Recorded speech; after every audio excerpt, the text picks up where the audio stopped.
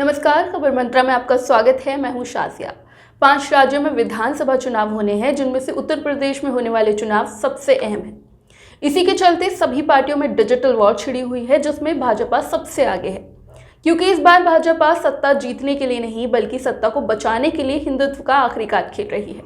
इसी दरमियान गोरखपुर की सीट भी भाजपा के लिए बेहद महत्वपूर्ण है, क्योंकि सीएम योगी आदित्यनाथ यहां से चुनाव लड़ रहे हैं। अब आज हम इस पे चर्चा करेंगे कि क्या योगी आदित्यनाथ जातकीय समीकरण में फिट बैठ पाएंगे या नहीं।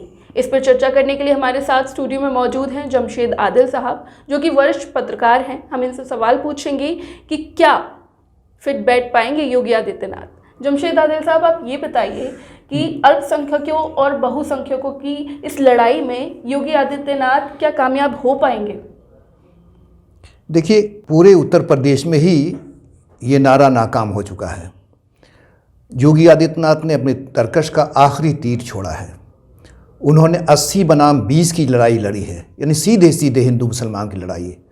लेकिन इस लड़ाई को खुद शेड्यूल कास्ट, शेड्यूल ट्राइब, अगड़े पिछड़े सब ख़त्म करने पे तुले हुए हैं। यूपी में ही, पूरे यूपी में, गोरखपुर तो छोड़िए, पूरे यूपी में ही यह मंजरनामा है कि मंडल बनाम कमंडल की लड़ाई होगी और इसमें बीजेपी को करारी हार होगी। लेकिन बीजेपी डिजिटल वार लड़ रही है, इतनी कामयाबी के साथ लड़ रही है कि उसका प्रोपेगेंडा मशीनरी बहुत तेज़ी से चल रहा है और यही उसकी कामयाबी की दलील भी हो सकती है, जीत की वजह भी हो सकती है।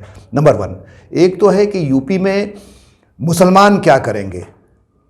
मुसलमान को तो हाशिया पर रखने के लिए बात बीजेपी ने कर ही दी है, लेकिन क्या गोरखपुर में मुसलमान हाशिया पर रहेंगे, ये भी बड़ा सवाल है।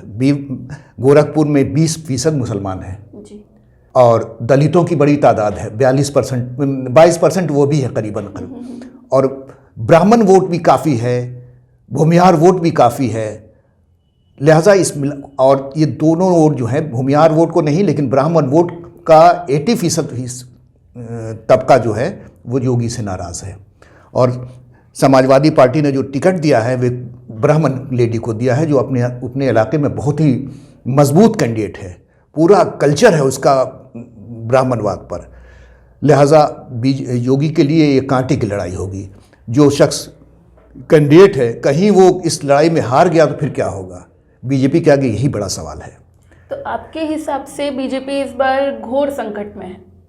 बीजेपी घोर संकट भी है और उसका जो है मुखिया जो है यूपी का, वो भी संकट में है और इसमें बढ़िया रोल अदा कर सकते हैं गोरखपुर के मुसलमान और उत्तर प्रदेश में पूरे तौर पर मुसलमान।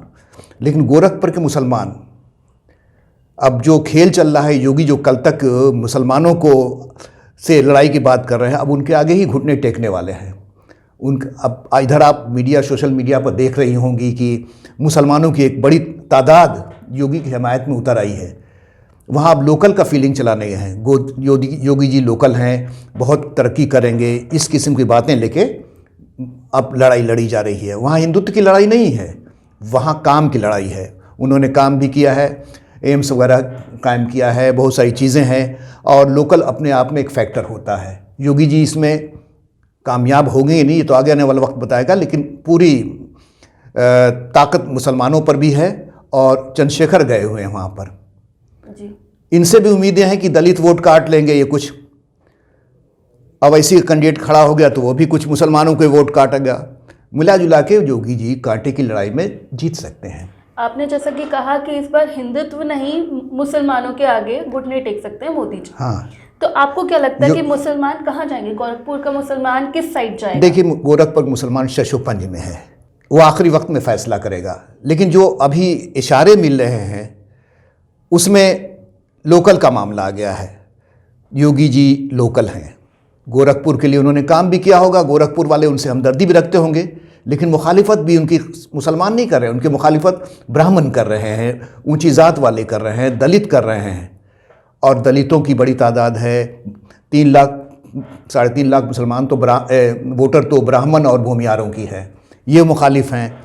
मिला जुला के योगी संकट में है और टक्कर की भी है सारी। हाँ, कांटे की टक्कर है। और अगर हम बात करें ओवैसी की, अगर हम ओबीसी की बात करते हैं तो आपको क्या लगता है कि ओबीसी टक्कर दे पाएंगे योगी जी को? योगी जी को टक्कर क्या, योगी जी को फ़ायदा पहुंचाएंगे। उनका तो बस वही खेल ही है। बिहार को देखिए, बिहार में क्या हुआ, जहाँ जहाँ योगी गए, जहाँ जहाँ अवैसी गए वहाँ वहाँ हार हुई। और आरजेडी को तो इक़्तिदार से रोकने में सबसे बड़ा रोल इस एमआईएम का है। इसका तजुर्बा किया बंगाल वालों ने, बंगाल के मुसलमानों ने जायज़ा लिया और इस तरह से उनको वापस किया कि वो भी तारीख़ का हिस्सा है। अब यूपी के मुसलमान बिहार और बंगाल से तजुर्बा लेंगे या नहीं, ये तो बड़ा सवाल है। लेकिन यूपी में कांटे की लड़ाई है, हिंदुत्व की लड़ाई अब ख़त्म हो चुकी है, कमंडल की लड़ाई शुरू है, मंडल बनाम कमंडल की लड़ाई शुरू हो गई है।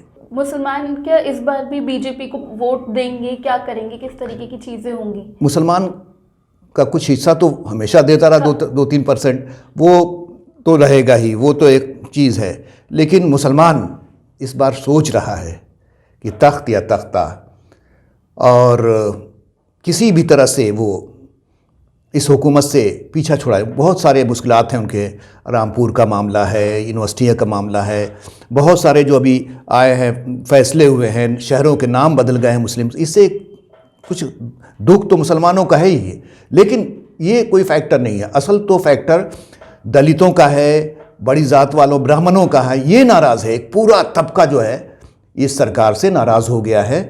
हम इसमें हिंदू मुस्लिम नहीं होनी चाहिए बात, इसमें सीधे इश्यूज़ पर बात होनी चाहिए। और ब्राह्मण इश्यूज़, जिस तरह से कानपुर का मामला हुआ, लखीमपुर खीरी का मामला हुआ, बहुत सारी चीज़ें का मामला हुआ, तो इसमें परेशानी तो हुई है। अब ये मामला हिंदुत्व के बस से निकल चुका है, अब ये सीधे सीधे इश्यूज़ पर आ गया है, मंडल बनाम कमंडल पर आ गया है। ऐसे में बीजेपी के आगे बहुत बड़ा सवाल है सत्ता बचाने का। जैसे कि अगर हम बात करें कि चंद्रशेखर आज़ाद उतरे हैं मैदान में, तो क्या वो योगी आदित्यनाथ को टक्कर दे पाएंगे? मेरे ख्याल से कुछ नहीं टक्कर दे पाएंगे। कुछ वोट काटेंगे दलितों को, जो कि सपा वालों के लिए फ़ायदेमंद होते, इसका फ़ायदा सीधे योगी को पहुंचेगा। उसी तरह जैसे अवैसी का कैंडिडेट नुकसान पहुंचाएगा सेकुलर कुव्वतों को, उसी तरह से ये कैंडिडेट भी योगी को फ़ायदा पहुंचाएंगे। आज की चर्चा में शामिल होने के लिए आपका बहुत बहुत शुक्रिया। आपका भी शुक्रिया। आज के लिए बस इतना ही। और भी खबरों के लिए जुड़े रहिए खबर मंत्रा के साथ। इस वीडियो को लाइक और शेयर करना बिल्कुल ना भूलें, साथ ही हमारे चैनल को सब्सक्राइब भी करें।